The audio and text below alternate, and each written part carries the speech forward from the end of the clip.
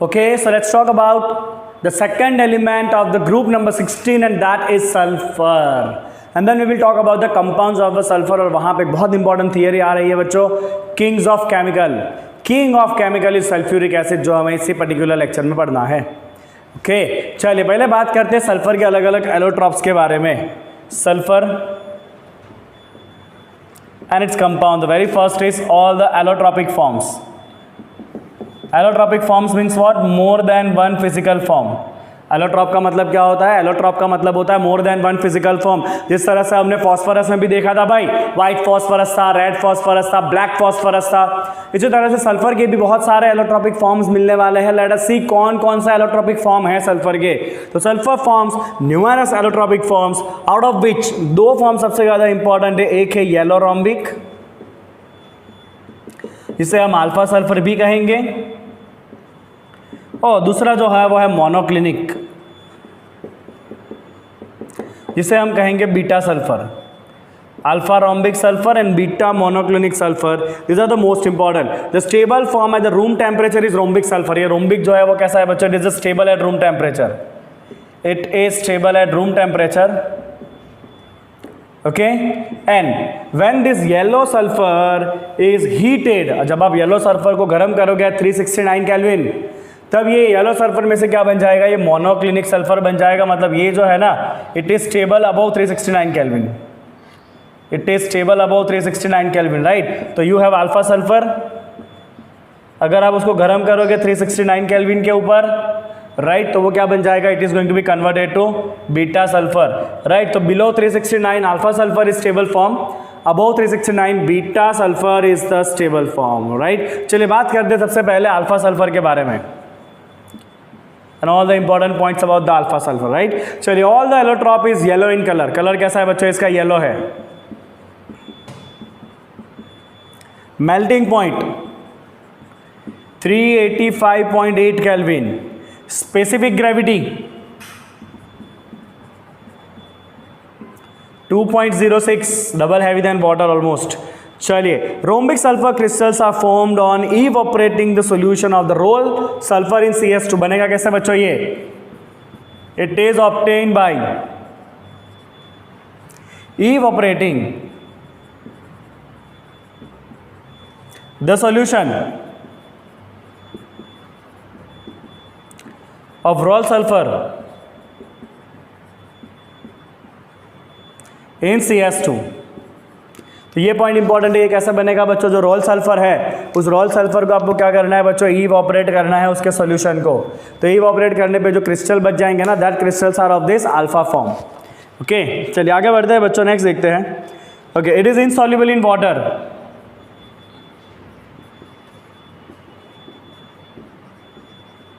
But dissolve to some extent, dissolve to some extent in benzene,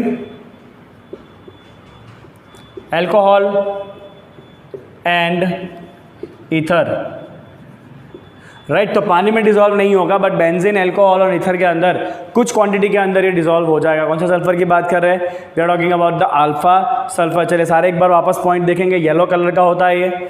melting point है 385.8 kelvin. Specific gravity is 2.06. मिलेगा कैसे? ये मिलेगा आपको by evaporating the solution of the roll sulphur in CS2. पानी के अंदर इनसॉल्युबल रहेगा, बट कुछ क्वांटिटी में वो बेंजीन, एल्कोहल और ईथर के अंदर डिसॉल्व हो जाएगा, राइट. चलिए बच्चों सेकंड फॉर्म की बात कर दे. Okay okay let's talk about the beta sulphur now.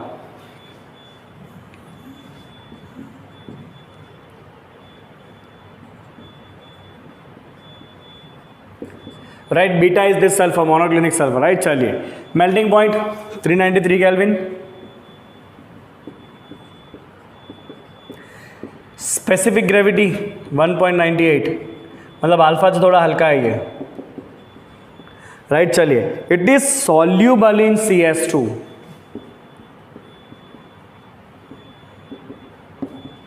It is soluble in CS2. याद रखने हैं पॉइंट का बच्चों. This form of sulphur is prepared by melting rhombic sulphur in a dish and cooling till the crust is form 2 holes are made in the crust and the remaining liquid pour out. On removing the crust, colorless needle shaped crystal of beta sulfur are formed.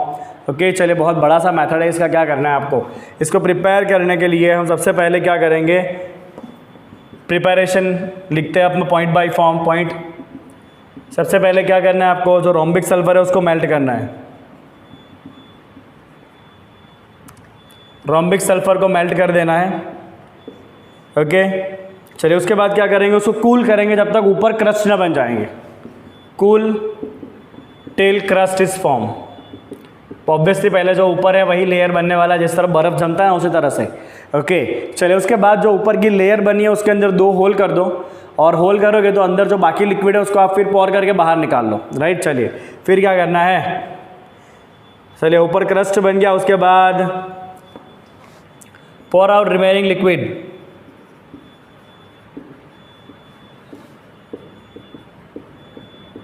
Pour out remaining liquid by making 2 holes in crust. चलिए इतना हो गया। उसके बाद on removing the crust, colourless needle shape crystal of beta sulphur are form. उसके बाद पूरा आपने पहले लिक्विड बाहर निकाल लिया, उसके बाद पूरा जो क्रस्ट है उसको आप निकाल दो, तो बाकी बचा जो पार्ट होगा ना उसके अंदर आपको ये सल्फर का क्रिस्टल देखने मिलेगा। तो आखिरी स्टेप में क्या लिखना है बच्चों आपको, removing the crust,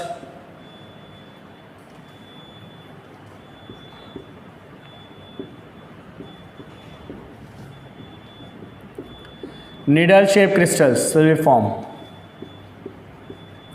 Needle shaped crystals will be formed. Needle जैसे क्रिस्टल बनने वाले हैं। ओके चलो देखो पूरा प्रिपरेशन। सबसे पहले रोम्बिक सल्फर जो रूम टेम्परेचर पे स्टेबल है उसको हम मेल्ट करेंगे, पूरा लिक्विड बन जाएगा। उसके बाद उसको ठंडा होने देंगे तो ऊपर क्रस्ट बनेगा। क्रस्ट के अंदर 2 छेद करेंगे, जो बाकी बचा लिक्विड है उसको बाहर निकाल लेंगे, और फिर क्रस्ट को भी निकाल लेंगे हम बाहर। एंड एट द एंड आपको अंदर जो है वो कलरलेस कुछ नीडल जैसे क्रिस्टल देखने मिलेंगे। That is this monoclinic sulphur. Okay चलिए आगे देखते हैं नेक्स्ट पॉइंट। ओके चलिए नेक्स्ट पॉइंट देखते हैं बच्चों, क्या है next point. It is stable above 369 kelvin and transform into alpha sulphur below it. हम किसकी बात कर रहे हैं, we are talking about the beta sulphur. Beta sulphur और मोनोक्लिनिक सल्फर के बारे में हम लिख रहे हैं। ऑलरेडी बहुत सारे पॉइंट लिख चुके हैं, आगे बढ़ते हैं। जो मोनोक्लिनिक सल्फर है बच्चों, it is only stable above 369 kelvin, below 369 वो अपने आप कन्वर्ट हो जाएगा किसके अंदर, रोम्बिक में। So it is only stable above 369 Kelvin. चलिए moving further, at 369 Kelvin both the forms are stable and this is called as transition temperature. very important, transition temperature कितना है, ट्रांजिशन टेम्परेचर है sulphur का बच्चों 369 kelvin, और ये ऐसा temperature है जहाँ पे रोम्बिक एंड मोनोक्लिनिक दोनों सल्फर के फॉर्म एक साथ में प्रेजेंट होते हैं। क्योंकि 369 के बिलो जाओगे तो रोम्बिक बनेगा, अबो जाओगे तो मोनोक्लिनिक बनेगा। व्हाट विल हैपन है 369 के ऊपर ये अल्फा बीटा ट्रांसफॉर्म हो रहा होगा, right, and that is why it is called as what, transition temperature 369 kelvin. चलिए अब उसके अंदर मोलिक्यूल का फॉर्म कैसा होगा, both rhombic and monoclinic sulphur have S8 molecule. चलिए दोनों के अंदर important, both alpha and beta form have S8 molecule. Okay, these S8 molecules are packed to give different crystal structure. The acid ring in both the form is puckered and has a crown shape. चलिए ये जो S8 molecule है कैसा होगा बच्चों, तो ये जो S8 है in both forms give crown shape. चलिए देखो क्राउन शेप कैसे बनेगा, तो आप ऐसे क्राउन बनाओ, this is the shape of crown. ये हर एक कॉर्नर के ऊपर क्या है भाई, सल्फर है, at each corner there is a sulphur. Okay dimension की बात करते हैं बच्चों, जो एंगल है वो एंगल है 107 डिग्री। ओके और जो बॉन्ड लेंथ है वो है 204 पिकोमीटर। कितना ये बॉन्ड लेंथ सारे है 204 पिकोमीटर, राइट। और बॉन्ड एंगल कितना है भाई, बॉन्ड एंगल है 160 डिग्री। कौन सा शेप है बच्चों, ये आपका क्राउन शेप है, S8 मोलेक्यूल का क्राउन शेप। एक सल्फर रखना रह गया, यहाँ पे तो सल्फर बाकी रह गया था। ओके चलिए आगे बढ़ते हैं, ठीक है। Several other modifications of the sulphur containing 6 to 20 sulphur atoms per ring have been synthesised in the last 2 decades. In the cyclo S6, the ring adopted the chair form and the molecule dimension are shown in the figure. At elevated temperature, S2 is dominant species and it is paramagnetic like O2. चलिए ये तो हो गया बच्चों जो normal आपका rhombic और monoclinic sulphur है, उन दोनों के अंदर S8 मोलेक्यूल होगा और उस S8 मोलेक्यूल का जो अरेंजमेंट है वो इस तरह से होगा क्राउन के शेप में। और भी बहुत सारे अलग अलग सल्फर के मोलेक्यूल को सिंथेसाइज किया गया है। उसका जो एक और दिया है वो दिया है आपको S6। S6 जो है बच्चों उसका शेप होता है chair shape, it is someone like this, chair shape. This all are sulphur. S6 molecule in the chair form, right. अगर इसका डायमेंशन देखोगे बच्चों तो डायमेंशन है इसका 205.7 पिकोमीटर। कितना है ये बॉन्ड लेंथ है उसका 205.7 पिकोमीटर। और जो बॉन्ड का एंगल है that angle is 102.2 degree. Angle कितना है भाई, एंगल है उसका 102.2 डिग्री। कौन सा फॉर्म है S6। चलिए उसको आप और गर्म करोगे, अगर आप इसको 1000 केल्विन के ऊपर ले जाओगे ना तो फिर S2 मोलेक्यूल बन जाएगा। एंड S2 जो है ना वो O2 की तरह कैसा है बच्चों, पैरामैग्नेटिक है। कैसा है बच्चों, वो O2 की तरह पैरामैग्नेटिक है। तो हम यहां पे लिखेंगे बच्चों S2 कब देखने मिलेगा बच्चों, at elevated temperature above 1000 kelvin. At elevated temperature above 1000 kelvin. और ये इसका नेचर कैसा होगा भाई, पैरामैग्नेटिक होगा। ये कैसा होगा, पैरामैग्नेटिक, सिमिलर टू O2। जिस तरह O2 में ऊपर 2 इलेक्ट्रॉन सिंगल आते हैं ना MO2 में, उसी तरह से S2 भी मिलने वाला है। तो चलिए सल्फर के एलोट्रोपिक फॉर्म कौन कौन से थे बच्चों, सल्फर के 4 एलोट्रोपिक फॉर्म हमने पढ़े। सबसे पहले पढ़ा हमने कौन सा फॉर्म, सबसे पहले हमने पढ़ा रोम्बिक फॉर्म जो रूम टेम्परेचर के ऊपर स्टेबल है, येलो कलर के क्रिस्टल्स होंगे, राइट। उसके बाद हमने पढ़ा मोनोक्लिनिक सल्फर। मोनोक्लिनिक जो है वो अबव 369 केल्विन पे आपको देखने मिलेंगे। और उसका शेप कैसा होता है बच्चों, उसका शेप होता है कलरलेस नीडल जैसा। दोनों फॉर्म के अंदर अगर आप देखोगे तो सल्फर S8 के फॉर्म में होगा और उस S8 का अरेंजमेंट होगा क्राउन फॉर्म, राइट। कुछ और फॉर्म भी है सल्फर के, जैसे कि S6 सिंथेसाइज फॉर्म है जिसमें चेयर जैसा उसका स्ट्रक्चर होने वाला है। और अगर और गर्म करोगे सल्फर को तो वो S2 बन जाएगा अराउंड 1000 केल्विन के ऊपर। And that S2 is paramagnetic in nature. कैसा है बच्चों, S2 जो है वो नेचर में पैरामैग्नेटिक है। तो it is about the allotropes of the sulphur. Okay चलिए आगे बढ़ेंगे तो अब कंपाउंड करने पड़ेंगे सल्फर के हमें। Find the first compound is sulphur dioxide. चलिए बच्चों बात करते हैं, सबसे पहले देखते हैं इसका प्रिपरेशन।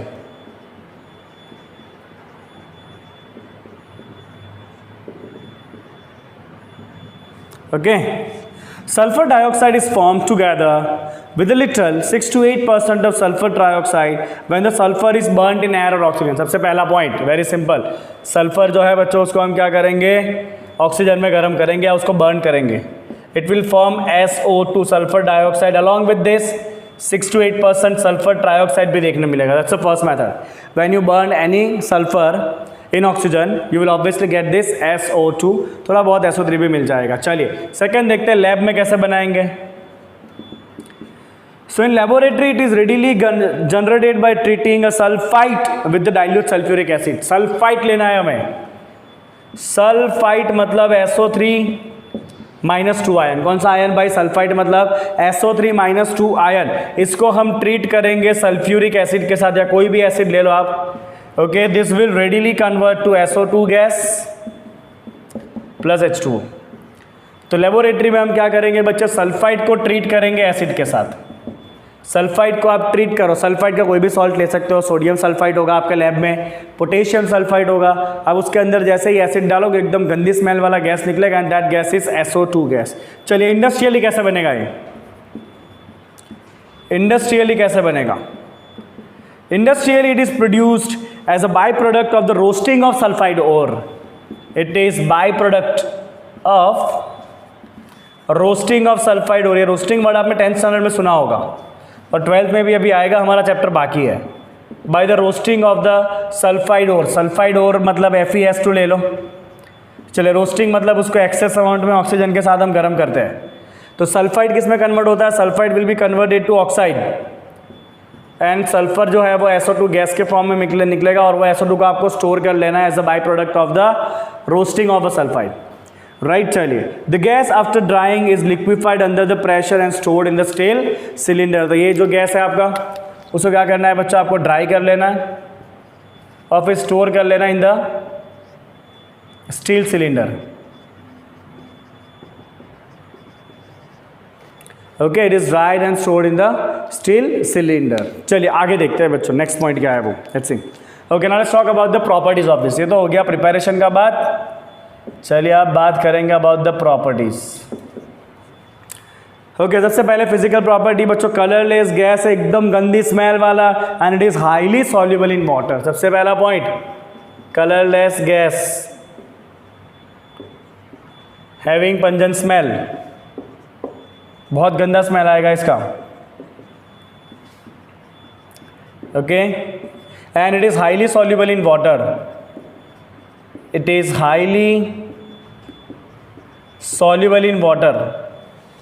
चलिए आगे देखते हैं बच्चों, next, it liquefies at room temperature under the pressure of 2 atmosphere and boil at 263 kelvin. तो अगर आपको इसको लिक्विफाई करना है, राइट, अगर क्या करना है बच्चों आपको, अगर इसको आपको लिक्विफाइड करना है तो आप क्या करोगे, तो इसको लिक्विफाई करने के लिए आप रूम टेम्परेचर पे इसको 2 एटमोस्फियर जितना प्रेशर लगाओगे, तो ये गैस जो है ना वो अपने आप क्या हो जाएगा, लिक्विफाई हो जाएगा। तो हम यहाँ पे लिखेंगे बच्चों, लिक्विफाई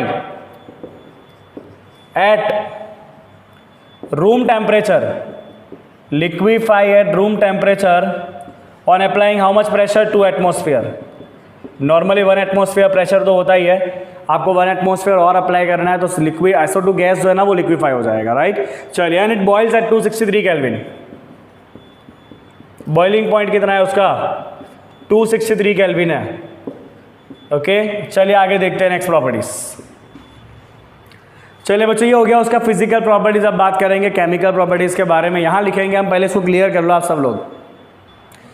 चलिए बात करते हैं कुछ केमिकल प्रॉपर्टी के बारे में। तो केमिकल प्रॉपर्टी नंबर 1 और overall property number 5।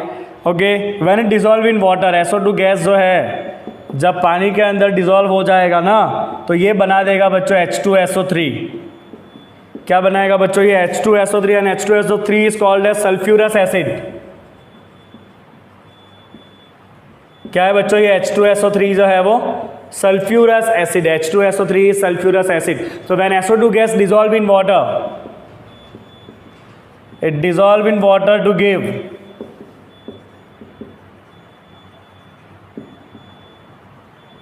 sulfurous acid, it dissolve in water to give the sulfurous acid, right। चलिए नेक्स्ट पॉइंट देखते हैं बच्चों, it reacts readily with the sodium hydroxide solution, क्योंकि ऑब्वियसली ये एसिडिक है तो बेस के साथ रिएक्ट करेगा।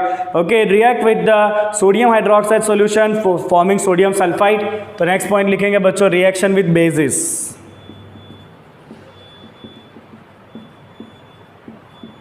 ओके, चलिए सबसे पहले लिखेंगे रिएक्शन विद NaOH। तो NaOH जैसे ही रिएक्ट करेगा SO2 के साथ, आपको मिलेगा सबसे पहले सोडियम सल्फाइट।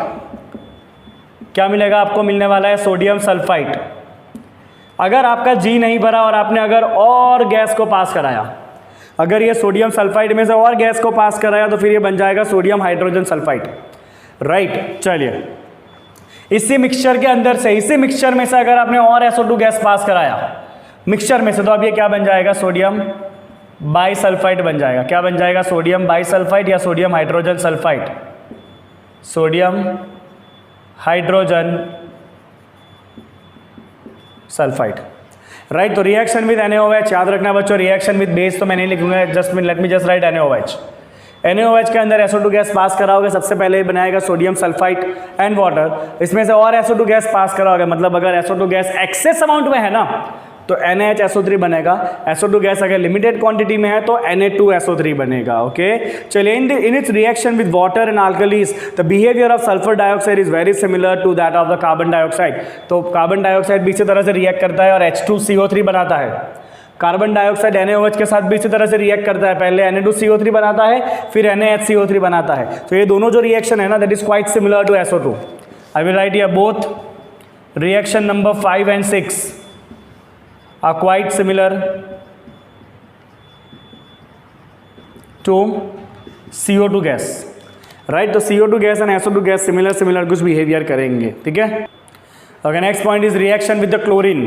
तो सल्फर डाइऑक्साइड गैस जब क्लोरीन से रिएक्ट करेगा यहाँ पे कैटालिस्ट का काम करेगा charcoal.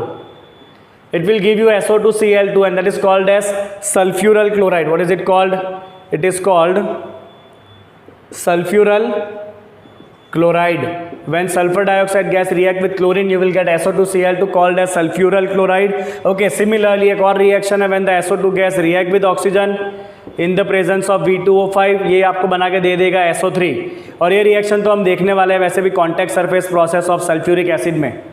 Preparation of sulphuric acid में ये रिएक्शन आएगा, SO2 गैस का ऑक्सीडेशन होने वाला है to the SO3 in the presence of catalyst V2O5, right. चलिए, when moist sulphur dioxide behave as a strong reducing agent. चलिए देखिए क्या है next point. When moist it react as reducing agent. Okay, चलिए कैसे रिड्यूसिंग एजेंट कैसे बनेगा. तो जो SO2 गैस है उसमें S का ऑक्सीडेशन स्टेट है +4, वहां से वो खुद को ऑक्सीडाइज करके +6 तक जा सकता है, SO4 -2 बनाएगा वो. तो खुद क्या करेगा, अपने आप को ऑक्सीडाइज करेगा, तो दूसरे को क्या करेगा, वो रिड्यूस करेगा. बट ये तभी हो सकता है जब ये मॉइस्ट फॉर्म में है, राइट. देखिए बच्चों इसके एग्जाम्पल देखो, तो आप अगर आप इसके एग्जाम्पल देखोगे तो it can oxidise Fe+3, sorry it can reduce Fe+3 ion. Okay, तो ओवरऑल रिएक्शन देखिए बच्चों, मॉइस्ट सल्फ्यूरिक एसिड कैसे बिहेव करेगा, रिड्यूसिंग एजेंट. और ये Fe+3 को रिड्यूस करके Fe+2 बना देगा.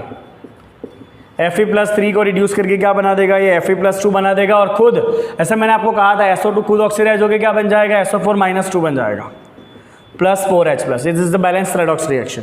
सिमिलरली वो मैंगनेट को भी रिड्यूस करेगा.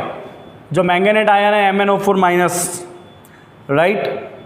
चलिए, ये जब रिएक्ट करेगा SO2 के साथ, खतरनाक रिएक्शन है, मॉइस्ट कंडीशन में चाहिए. कुछ नहीं है बच्चों, आपको अगर पूरा रिएक्शन याद रखने हैं तो आप रेडॉक्स के फॉर्म में सॉल्व भी कर सकते हो, राइट. बट इतना टाइम किसके पास होता है एग्जाम में, है कि नहीं. तो आप याद रखो बच्चों, this is will give you SO2 oxidise होकर SO4 - 2 बनेगा. एंड जो MnO4 था वो क्या बन जाएगा, Mn+2 बन जाएगा. ओके, जो MnO4- ये वाला जो Mn है +7 के फॉर्म में, वो रिड्यूस होकर +2 फॉर्म में चला आएगा. और SO2 जो है वो खुद ऑक्सीडाइज होकर क्या बनेगा, SO4 - 2 बनेगा. तो ये नेक्स्ट प्रॉपर्टी किसके बारे में बच्चों, नेक्स्ट प्रॉपर्टी है उसका reducing agent, reducing behaviour, right. SO2 gas moist condition में होगा तो it will behave as a reducing agent, right. चलिए बात करेंगे उसके स्ट्रक्चर के बारे में कि उसका स्ट्रक्चर कैसा होगा. इसके बाद उसके uses, right. Structure and uses के बारे में बात करते हैं. चलिए फटाफट, let's talk about the structure and uses. चलिए भाई, स्ट्रक्चर कैसा है उसका. तो structure is quite similar as ozone. Ozone जैसा ही सेम स्ट्रक्चर है, बट ऊपर एक ऐसा आ जाएगा और कुछ नहीं है. चलिए यहाँ भी रेजोनेंस होने वाला है, राइट. डबल बॉन्ड का पोजीशन चेंज करना है खाली, और साथ में डॉट पे ध्यान देना. जहाँ पे डबल बॉन्डेड ऑक्सीजन है वहाँ पे 4 डॉट आएंगे, सिंगल बॉन्डेड ऑक्सीजन है वहाँ पे 6 डॉट आएंगे, राइट. चलिए बच्चों, तो ये हो गया उसका रेजोनेंस स्ट्रक्चर, ठीक है. चलिए, शेप कैसा है उसका, एंगुलर है. इसका भी शेप कैसा है भाई, एंगुलर है. एंगल स्पेसिफाई नहीं किया है तो हम भी बात नहीं करने वाले हैं उसके बारे में. चलिए, let's talk about the uses of sulphur dioxide gas. Sulphur dioxide is used in refining petroleum and sugar. सबसे पहला पॉइंट, रिफाइनिंग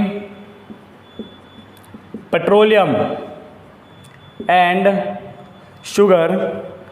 चल, दूसरा पॉइंट है in bleaching the wool and silk.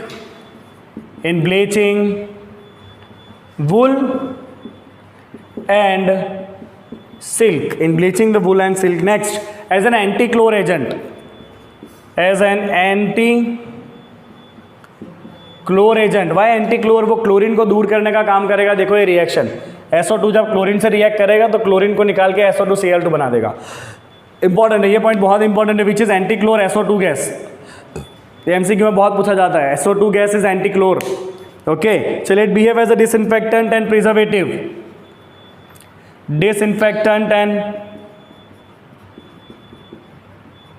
Preservative. Disinfectant and preservative, right. चलिए next point देखते हैं बच्चों, sulphuric. Okay, in preparation of the sulphuric acid, sodium hydrogen sulphide, calcium hydrogen sulphide manufacture from the sulphur dioxide. Next point है बच्चों, manufacturing of sulphuric acid, sodium hydrogen sulphide, calcium hydrogen sulphide. Okay इन सबके manufacturing में SO2 gas चाहिए compulsory, right. चलो liquid SO2 is used as solvent to dissolve number of organic and inorganic chemicals. तो आखिरी point है बच्चों इसका, liquid SO2, liquid SO2 is used as solvent. Liquid SO2 का यूज क्या है भाई, लिक्विड SO2 का यूज है सॉल्वेंट। ये भी पॉइंट आपको याद रखना है।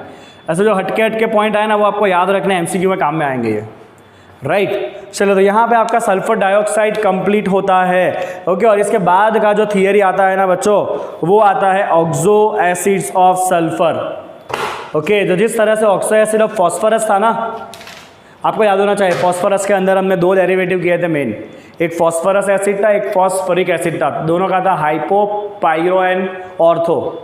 इसी तरह से सल्फर के अंदर भी ऑक्सो एसिड आने वाले हैं, ओके। बट हम इस लेक्चर के अंदर सल्फर के ऑक्सो एसिड नहीं करने वाले हैं। We are going to wind up this lecture here only, okay.